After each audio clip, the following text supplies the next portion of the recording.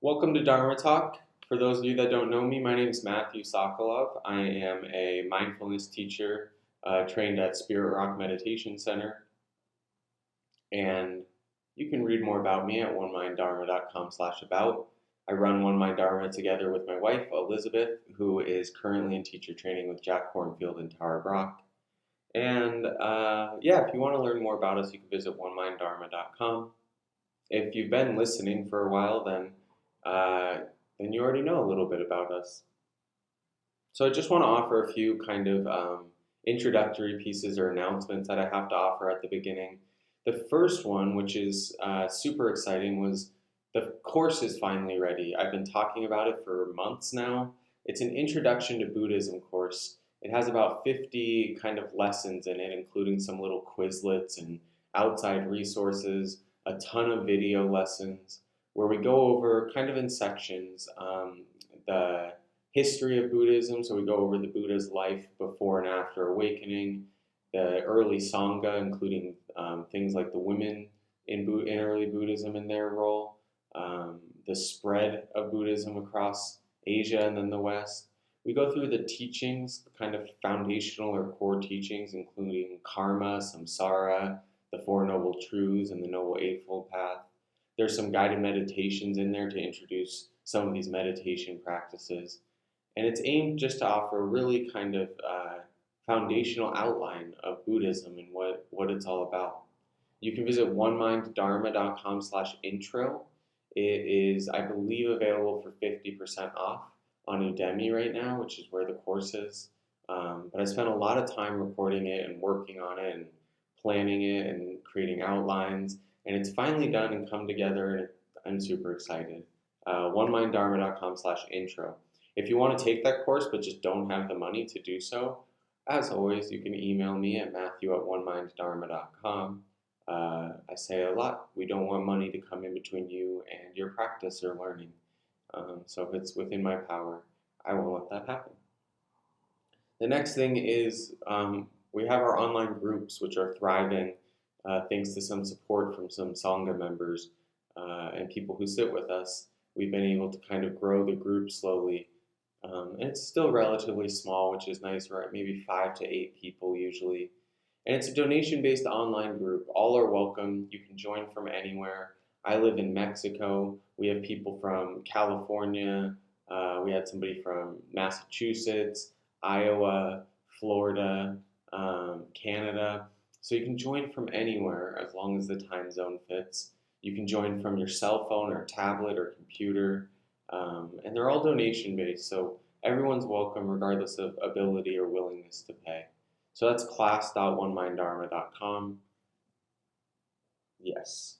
The other thing that I want to mention, of course, is to support this podcast and support One Mind Dharma.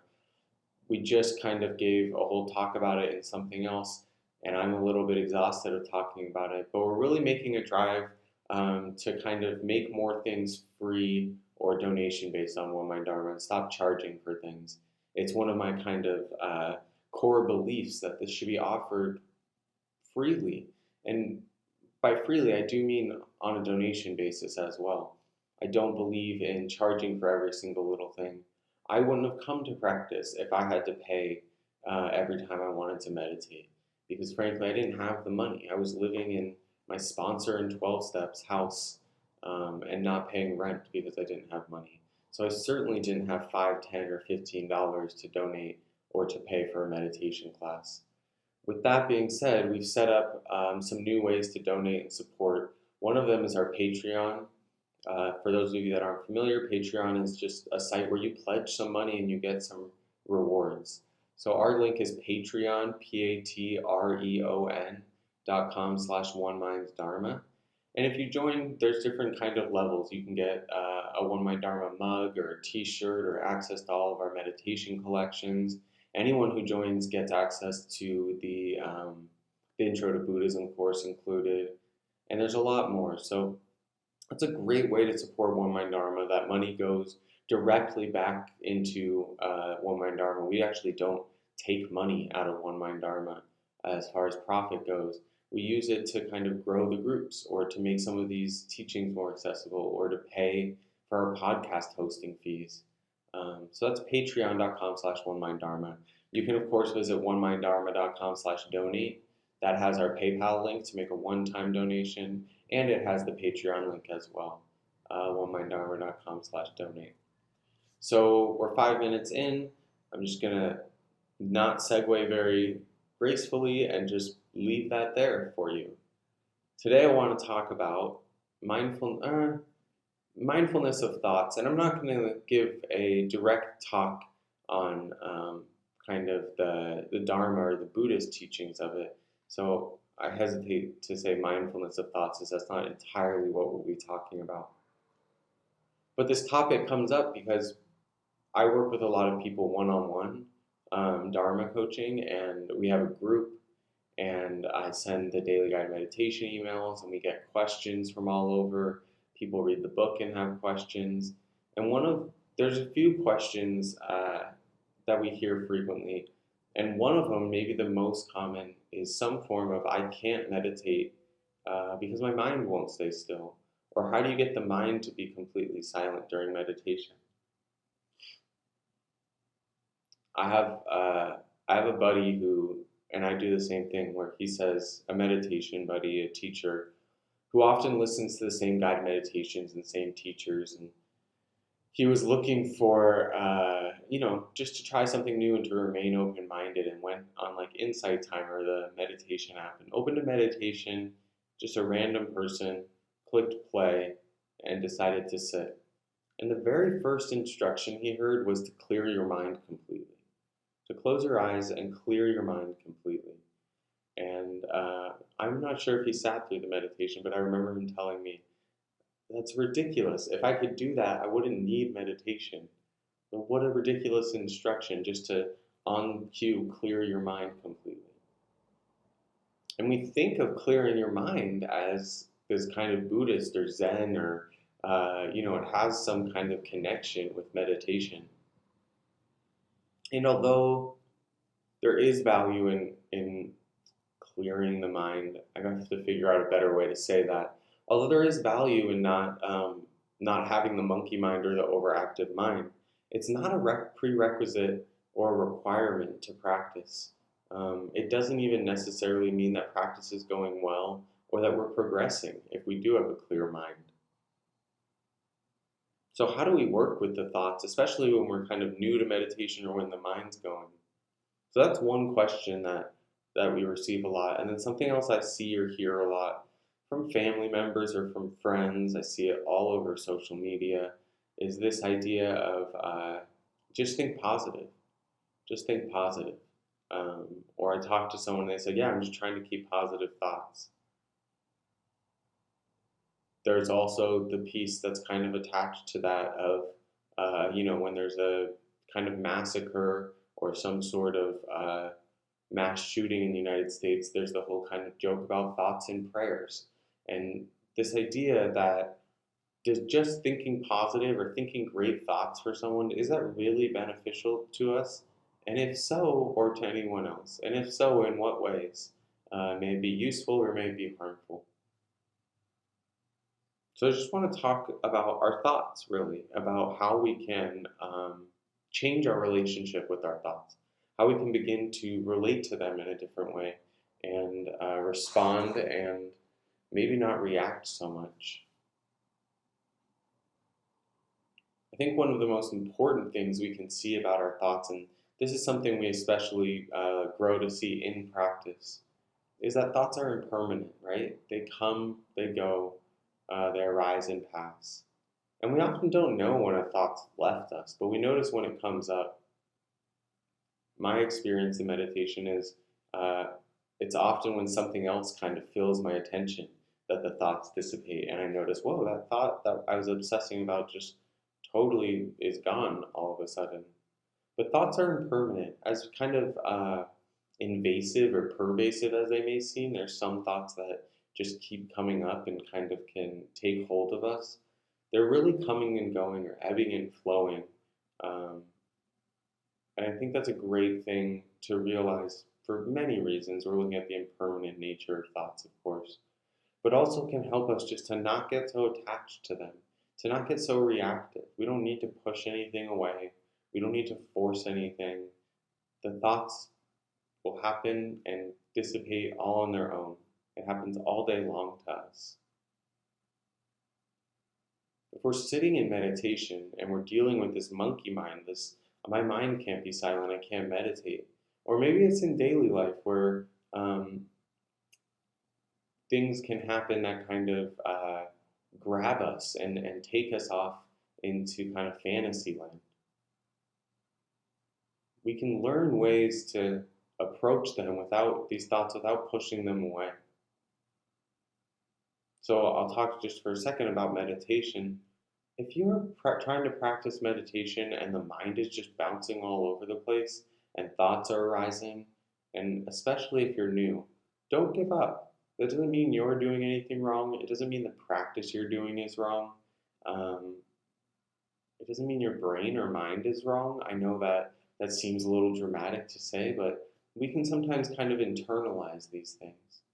And to recognize that the brain or the mind, its job is to recognize patterns, to process information, to keep us safe. It's hardwired for survival. So when the mind's thinking, it's not personal in meditation. We can so often kind of take it upon ourselves. We judge ourselves. Um,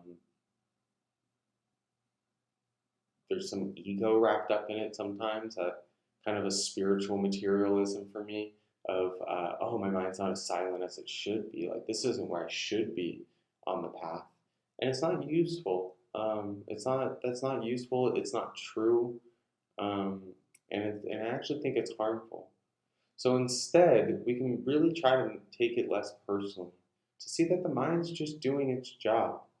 Um, we're sitting in meditation, trying to collect our awareness and trying to collect our attention onto the breath or onto any other object, that's the kind of radical, going against the grain kind of piece. The mind thinking is just the kind of natural thing. It's what the mind defaults to. So we're trying to make the mind do something that it's not used to or accustomed to doing. And when it does what it's accustomed to doing, we grow upset or we defeat ourselves in some way.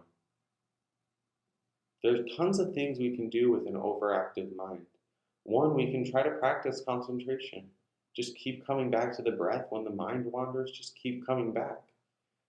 We have such a tendency to see the mind wandering in practice as an obstacle or a hindrance or a problem to be solved. The truth is, these moments, I remember hearing this when I was new to practice and thinking, oh, that's like overly optimistic and kind of unrealistic. And over the years, growing to really believe it and see it. When the mind wanders off, that's the opportunity. That's the moment right there. We're sitting in meditation and the mind wanders off into total la-la land. In that moment that we notice the mind wandering, that's one of the most, that moment has the most potential right there for some awakening or some cultivation. We see it as an obstacle or a problem, but I can't think of how to say it. It's like where the money's at. It's the kind of golden spot. That's where we get the fruit of practice. We can notice the mind's wandered and just bring it back. And when we do that, we're strengthening that ability. We're reinforcing it in our mind to not listen or engage with that thought in this moment. We're giving ourselves some power, some free will to choose how we interact with that thought rather than just being hooked in like we so often are. So to see it as an opportunity, as a way we can kind of do that mental rep, that weightlifting we do of the mind to strengthen the mental muscle. It's a mental rep, an opportunity to bring the mind back. So that's one way to work with thoughts. Another thing we can do in meditation is just let the mind go.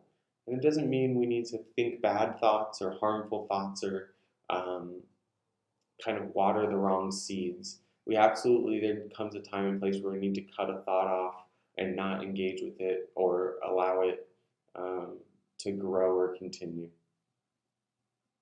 But one thing we can do is completely flip the script, and when the mind's bouncing from thing to thing, just observe it. They call it monkey mind, like a monkey swinging from tree to tree. And whether it's bouncing from one idea to the next, or the mind's kind of obsessing about something, we can observe it. We can use a noting practice, just noting thinking, thinking, thinking, over and over. Maybe, maybe the thought has a certain flavor to it. Maybe it's rumination or analyzing, or maybe you're doing the thing in meditation that I often do where I go back to a conversation I had and I do I should have said this and then they would have said that and then blah, blah, blah, blah, blah. Whatever it is, seeing if you can identify it, seeing if we can observe these thoughts and make them part of our practice. I believe it's Ajahn Amaro or perhaps Ajahn Sumekho who says everything belongs. It's one of his kind of, I think it comes from Sumedho originally, but Amaro says it a lot. He says it to his students. Everything belongs. It's kind of like a mantra almost. To include everything in your practice. We have this idea that this is practice and this isn't. This is to be included in my mindfulness and this is kind of an obstacle or a problem. Instead, use this idea, everything belongs, including these thoughts in your practice. Think about observing your breath or the feeling of walking or the sounds that go on around us. And in the same way, bring that same quality of attention, of awareness, of insight, of curiosity to the thinking mind. Not to engage with it or to kind of stoke a fire, but just to observe what it's like to think, the impermanence of the thoughts, how they interact with the body, how maybe one thought leads to the next thought. So there's two kind of opposite things we can do. One, in concentration practice, just bring the mind back. Just leave the thought and come right back. And then on the other hand, we can sit in kind of an open practice and just observe the mind. At the end of the day, we don't need a perfectly silent mind to meditate or to practice effectively. We can gain a lot of insight from observing the thoughts. If we're sitting in concentration and the mind's wandering, we're bringing it back. That's the practice. You're doing nothing wrong. Over time, the mind will grow more concentrated. But that thinking mind doesn't need to be something that prevents you from meditating. Thoughts have a lot of power, of course. One of the factors of the Noble Eightfold Path I call wise intention, but is sometimes translated as wise thought. And I disagree with that translation a little bit because its thought is a little vague and it's more about intentions. But there's a whole kind of set of teachings around cultivating wise and skillful intentions and thoughts in the mind. Thoughts can, of course, lead to action. They often kind of are the predecessor to some sort of action or reaction. And as much as speech is kind of external thought, it's what we kind of put out there, the thinking mind is kind of like the internal kind of counterpart to speech. So it has a lot of power in how we kind of see the world, our perspective, how we interact with others. I've seen that there's a great drawing that I strongly disagree with, but I like the drawing. It has a person walking, it's a cartoon, and with a little kind of thought bubble, and it's just full of stuff, like just the thought bubble's completely full. And then there's a dog walking next to the human, and they have a thought bubble, and it's empty. The dog's completely kind of free of the mind. And the title says mindful or mindful, F-U-L-L. So are you mindful or is your mind full? And this is ridiculous. I understand the idea that let's kind of clear the mind and get less on our plates.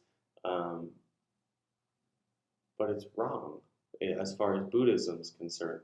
I want to find like a more eloquent way to say that, but it's incorrect. And I think that this belief that we have of I'm either mindful or I'm thinking is actually harmful because it prevents us in times from being mindful, from trying to practice. when we notice the mind's wandering, we may kind of beat ourselves up, or maybe it's during our day and we're busy and anxious. Those are perfect times to practice. You can be mindful and kind of anxious or monkey mind or have a lot of thoughts going on. That's absolutely one of the best times to practice. I once took that image for a post and crossed out or and wrote and mindful and mindful. And I was told that that was disrespectful to the artist who originally drew it, so I think I took it down. Um, but I believe that strongly, that that's the wrong message we're sending, that you can be mindful with a quiet mind, or you have an active mind and therefore you can't be mindful. That's not the way it is. We can totally be both. The other thing I see a lot as it relates to thoughts is to just think positive thoughts, or to do this or that with the bad thoughts or negative thoughts.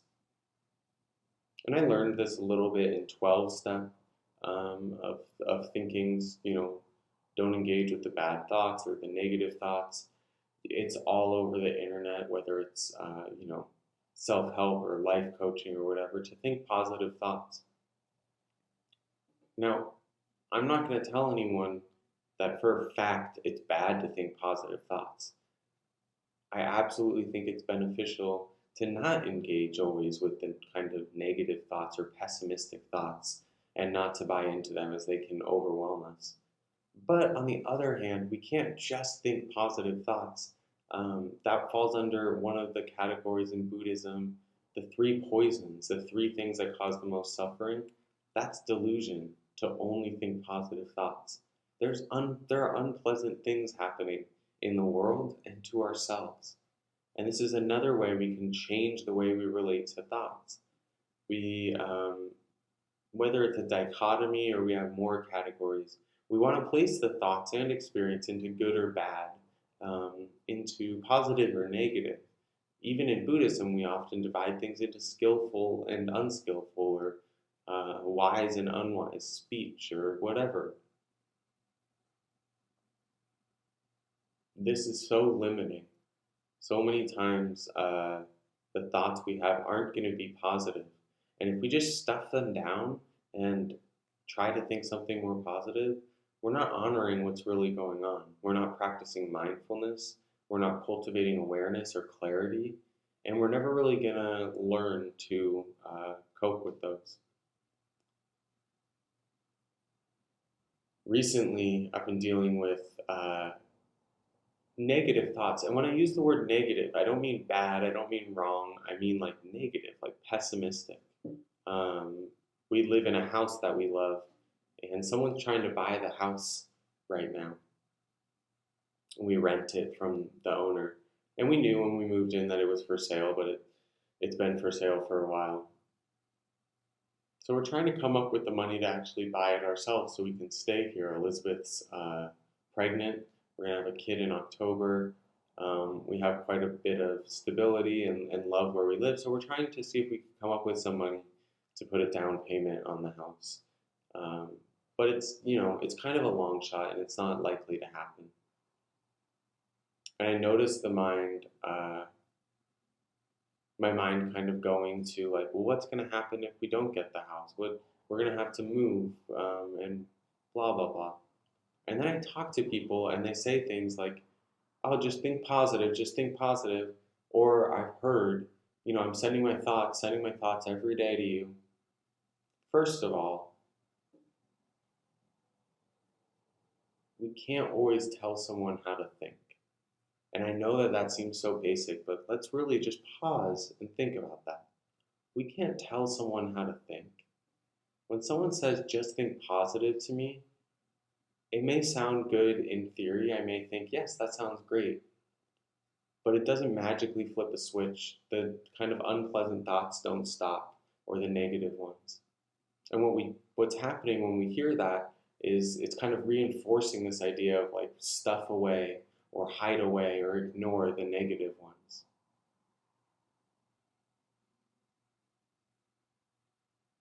The problem with this is that if we don't tune in to the unpleasant thoughts, if we don't tune in to even the monkey mind, even let's say the thoughts aren't unpleasant, they're just kind of incessant. If we just ignore them and just kind of switch and try to put something positive in the way, we build no resilience. We build no ability to cope with, or to deal with, or to address, or to look at with curiosity or wisdom these unpleasant thoughts. And we all have unpleasant thoughts. If every time an unpleasant or uncomfortable thought comes up, we just push it away and kind of fill in that gap with something more positive, we're building absolutely no tool set for dealing with those. And what happens is eventually we're going to kind of be overwhelmed with unpleasant thoughts, and we're not going to have a way to deal with it because as many times as we try to fill it with positive thoughts, the mind kind of does its own thing sometimes. It doesn't always listen to us. So I actually think this can be harmful, this idea of just thinking positive thoughts. I think that as far as the Dharma is concerned, the instructions are to bring mindfulness to our experience, and unpleasant thoughts are part of the experience. Whether you have a thought that's harmful to someone else, or you're beating yourself up, or you're judging someone, we don't need to water them, and we need to be careful to look at them with a distance without really kind of fueling them. But we can bring mindfulness to them and watch them come and go. At some point, we may need to jump in and offer some metta or try to kind of work with it to see if we can be a little bit more skillful about it. But we need to bring mindfulness to this part of our experience, whether it's in meditation or in daily life. When the mind thinks thoughts that we don't love, don't push them away. Don't just fill it with something positive or that seems more skillful. Tune into it. Tune into how it feels and how it works and how it kind of interacts with the body. This piece that we have in meditation of this is how thoughts should look or this is how the mind should work is just a thought, just like anything else. We don't need to buy into it. The mind's going to do what it wants to do, and we can train it, we can work towards something. But if the mind's going to swing from branch to branch in this moment, we might as well observe it with mindfulness and use it as a learning opportunity. If the mind's going to think thoughts that are pessimistic or difficult and challenging, we might as well tune into them and observe impermanence and see if we can detach from them. See if we can look at them with clarity, really diving in while not getting sucked in. The other danger that I think I mentioned is we ascribe an incorrect amount of power to our thoughts at times. And the truth is we don't fully know the power of our thoughts. But what happens sometimes is we have some thoughts that are difficult and it totally consumes us.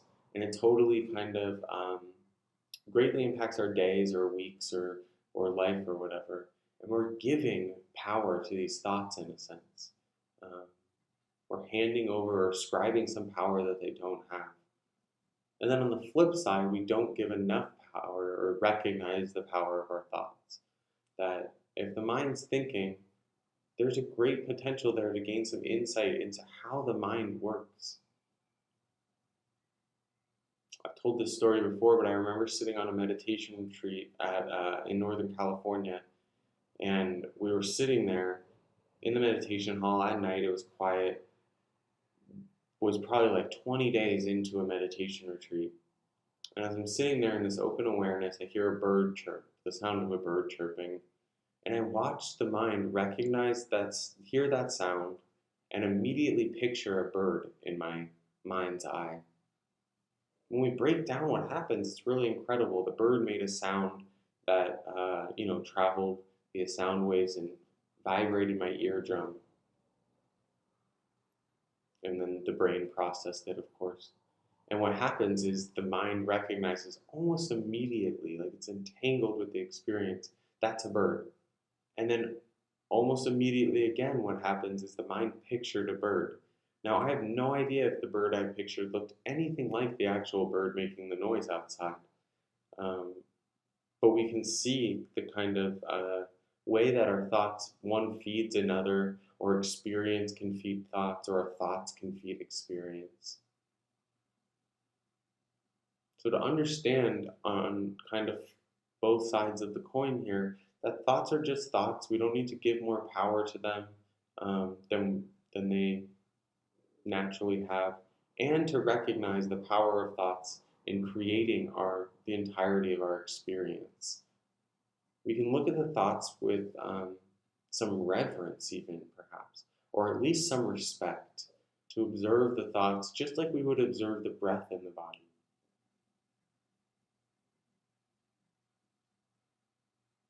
So those are just some random thoughts about working with thoughts. Just to kind of recap, working with the monkey mind, the mind doesn't need to be silent.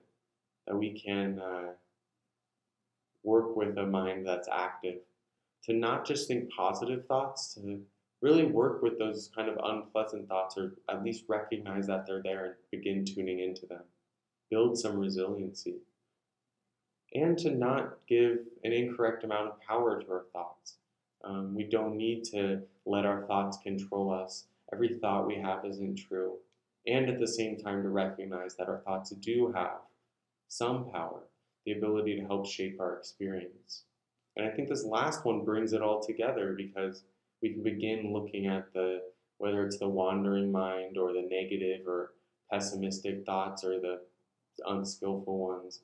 We can begin to look at the mind with some level of curiosity, respect, and I don't love the word detachment because it has a feeling of kind of pushing away or letting go, but equanimity, to observe the arising and passing um, of the thoughts in the mind without kind of hooking into them or allowing them to carry us off so fast.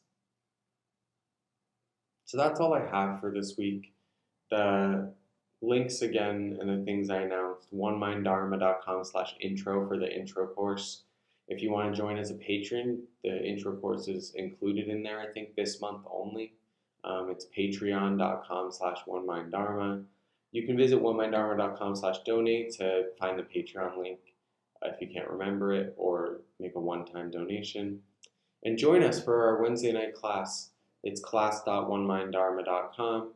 And that's all I have. If you have a topic you'd like me to cover, or a question you'd like me to answer, please email me, Matthew@oneminddharma.com. And I'll see you all next week.